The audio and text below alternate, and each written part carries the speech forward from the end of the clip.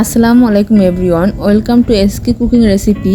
আজকে আমি আপনাদের সাথে শেয়ার করব বাসায় থাকা অল্প কিছু উপকরণ দিয়ে খুব সহজেই পিৎজা রেসিপি।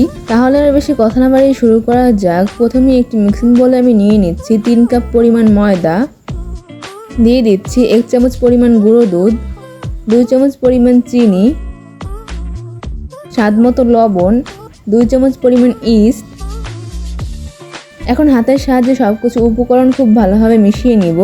পরিবারের সবার যখন মাঝে মাঝে পিৎজা খেতে ইচ্ছে করে তখন এই অল্প কিছু উপকরণ দিয়ে আমি এই পিৎজাটা বানিয়ে নিই। তাই আজকে আপনাদের সাথে এত সহজ পিৎজা রেসিপি শেয়ার করছি।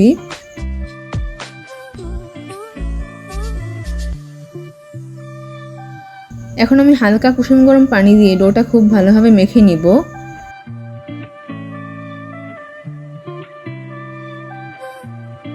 আমি এখানে অল্প অল্প করে পানি অ্যাড করছি আর মেখে নিচ্ছি।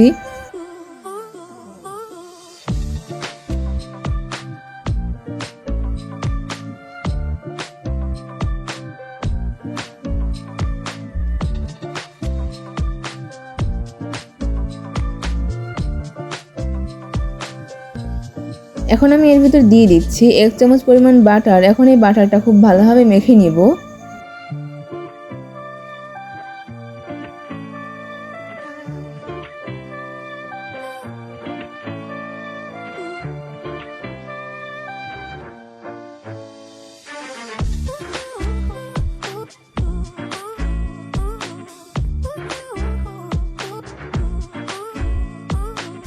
আমার এই ডোটা খুব ভালোভাবে মেখে নেওয়া হয়ে গিয়েছে।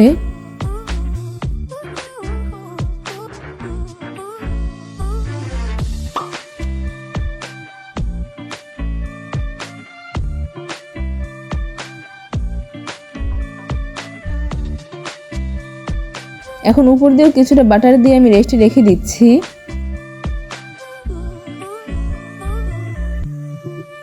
আমি প্রায় ডোটাকে 30 মিনিটের জন্য রেস্টে রেখে দিব। ততক্ষণে আমি পিৎজার পুরটা বানিয়ে নিচ্ছি। এর জন্য একটি ফ্রাই প্যানে সামান্য পরিমাণ তেল দিয়ে দিয়েছি পেঁয়াজ কুচি। তেলের সাথে পেঁয়াজটা হালকা ভেজে নেওয়া হয়ে গেলে দিয়ে দিচ্ছি আগে থেকে কুচি করে রাখা 2 পিস মুরগির বুকের মাংস।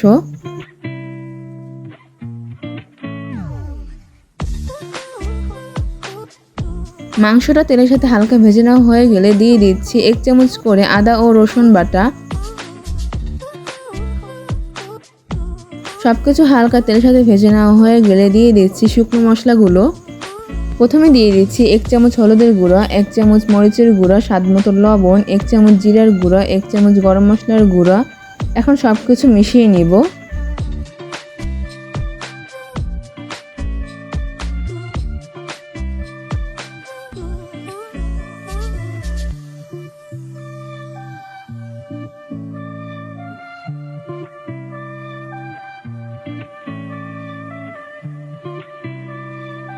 মাংসটা খুব ভালোভাবে ভেজে নেওয়া হয়ে গেলে দিয়ে দিচ্ছি 2 থেকে 3টা কাঁচামরিচ কুচি, অল্প কিছু মটরশুঁটি, 2 থেকে 3 চামচ টমেটো সস।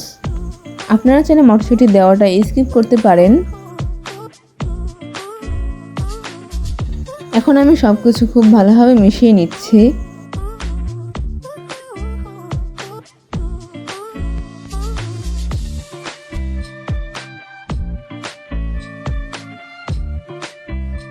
এখন আমি এর ভেতর দিয়ে দিচ্ছি 2 টেবিল চামচ সয়া সস।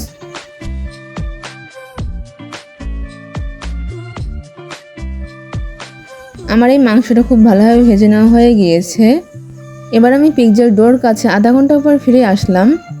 মাশাআল্লাহ, অনেকটাই ফুলে উঠেছে। এবার হাতের সাহায্যে খুব ভালোভাবে মেখে নিচ্ছি।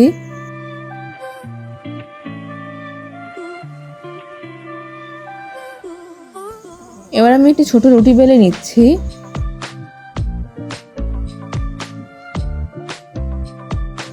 রুটিটা খুব ভালোভাবে বেলে নেওয়া হয়ে গেলে আমি একটি প্লেটে সাজিয়ে নিচ্ছি।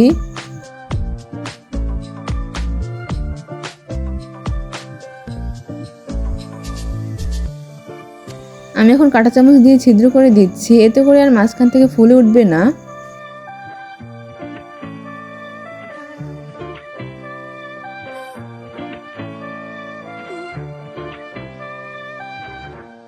সব জায়গা দিয়ে খুব ভালোভাবে কাঁটা চামচ দিয়ে ছিদ্র করে নিয়েছি। এবার আমি এর ভিতর দিয়ে দিচ্ছি টমেটো সস।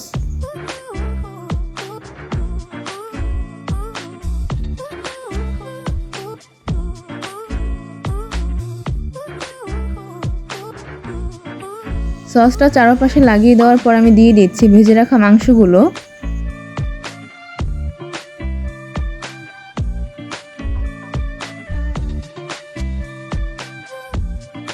মাংসগুলো আমি চারপাশে সমানভাবে দিয়ে দিয়েছি। এবার আমি উপর দিয়ে দিচ্ছি মজারেলা চিজ। চিজটা দিয়ে দেওয়ার পর আমি ওভেনে 30 মিনিটের জন্য বেক করে নিয়েছি। প্রায় 30 মিনিট পর ফিরে আসলাম। মাশাআল্লাহ, পিৎজার কালারটা দারুণ এসেছে। আপনারা তো দেখতেই পেয়েছেন, বাসায় অল্প কিছু উপকরণ দিয়ে আমি এই পিৎজাটা তৈরি করে নিয়েছি। আপনারা বাসায় একবার হলো এত সহজে অল্প কিছু উপকরণ দিয়ে এই পিৎজা রেসিপিটা ট্রাই করে দেখবেন। আশা করছি আপনাদের কাছে অনেক ভালো লাগবে এই পিৎজা রেসিপিটা। পিৎজাটা কিন্তু দেখতে মাশাআল্লাহ অনেক সুন্দর হয়েছে। এবার আমি আপনাদেরকে একটু পিৎজাটা কেটে শেয়ার করছি ভিতর থেকে কেমন হয়েছে।